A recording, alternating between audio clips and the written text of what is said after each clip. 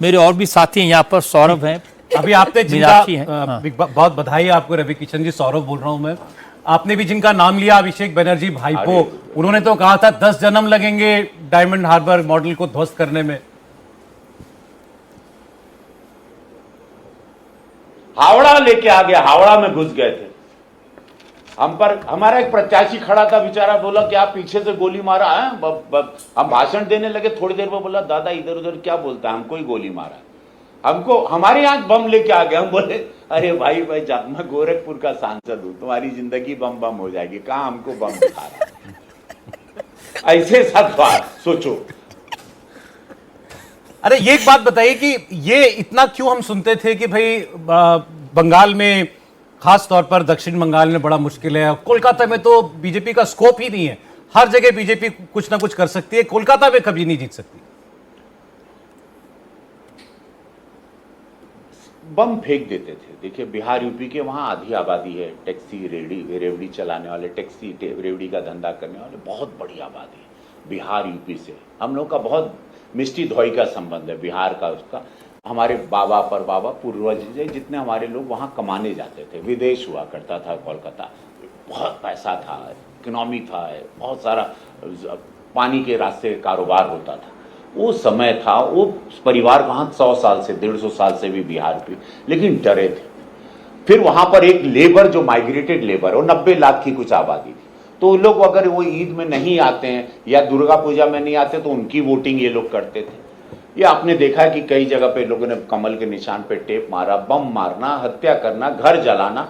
मैं कहाँ कितने इलाकों में, सब मेरे बहुत सारे फैंस हैं, मैंने बंगाली फिल्म भी की है, ये बात तो मैं कई सालों से जानता हूं। बंगाल का पूरा, मेरी पहली भोजपुरी फिल्म की शूटिंग पहली बंगाली हीरोइन थी, हमारा पुराना संबंध है, फालता में हमने पिक्चर की। तो मुझे ये इतिहास, वहां एक डर का, भय का, मारने का, हत्या का, बम का, घर में बम बनाना, ये बहुत पुराना था। यही राजनीति थी, यही लेफ्ट करती थी, बाद में टीएमसी में ट्रांसफर हो गया। रवि किशन जी, एक अलग विषय पर आपसे मैं पूछना चाहता हूं। इतना सुंदर बने तमिलनाडु में सुपरस्टार विजय की जो जीत है, उस विजय को आप कैसे देखते हैं? देखिए विजय जोसेफ बहुत सुंदर कलाकार, उन्होंने 70 फिल्में की।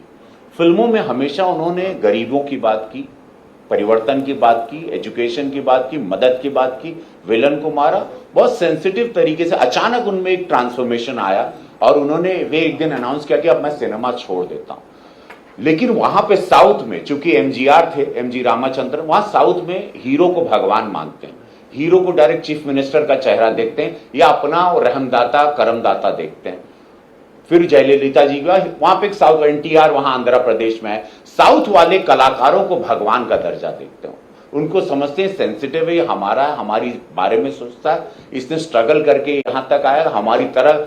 और वो महिलाओं में उनका और जेंजी क्राउड में बहुत मैसिव सा उनका होल्ड हो गया था, जिसको लोगों ने बड़ा हल्के में लिया। कुछ डीएमके के हमारे मित्र सदन में, पार्लियामेंट में मैं बात करता था, या डीएमके के मेरे मित्र पार्लियामेंट्रियन में बात करता था, तो बोला no he can't make it, he will be just, वो थोड़ा तोड़ेंगे। But somewhere down the line मुझे पता था कि एक बहुत बड़ा स्ट्रॉम आ रहा है, वेर वो पता था कि वो आएंगे, और विजय वो रूप ले लिया था। विजय आज जब उन्होंने अनाउंस किया कि मैं संन्यास लेता हूं सिनेमा से और मैं सेवा करूंगा, और अपनी टीवी के का मतलब भी था कि मैं वो आवाज जो गरीबों की आवाज बने, उसके उनकी पार्टी का जो तमिल में मतलब भी है, तो he played all the cards very well, very sensitively. उनके परिवार का भी कुछ गॉसिप आया ये, लेकिन उन्होंने ये सब चीजों से बचते हुए अपने आप को निकाला, और आज टुडे इज द विनर। जिसको ये लोगों ने सोचा था कि अंडरडॉग है, इसको लो प्रोफाइल, मेरे कलाकार है, अरे ठीक है भीड़ खाली आ रही कलाकार देखने,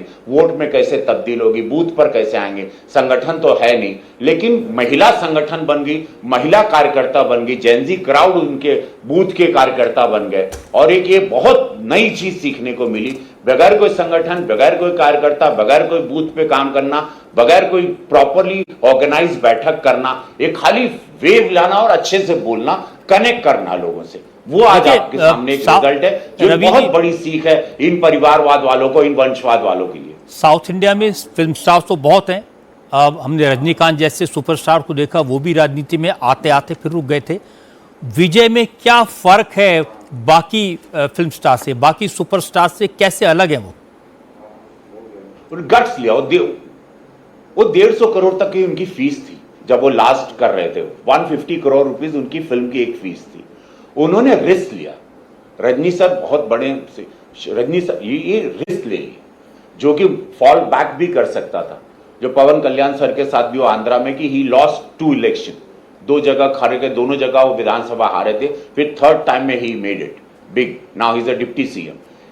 विजय ने रिस्क लिया, अपने करियर का रिस्क लिया, 150 करोड़ की फीस जो मिल रही थी, अपने बिग स्टारडम का रिस्क लिया, अनाउंस कर दिया मैं संन्यास ले रहा हूं, और वो लोगों ने पा लिया। फिर कैथलिक कम्युनिटी, ओबीसी समाज, पिछला समाज उनके साथ पूरा जुड़ गया, फैन बेस है, महिलाएं जुड़ गई, महिलाओं में बहुत बड़ी उनकी फॉलोइंग रही।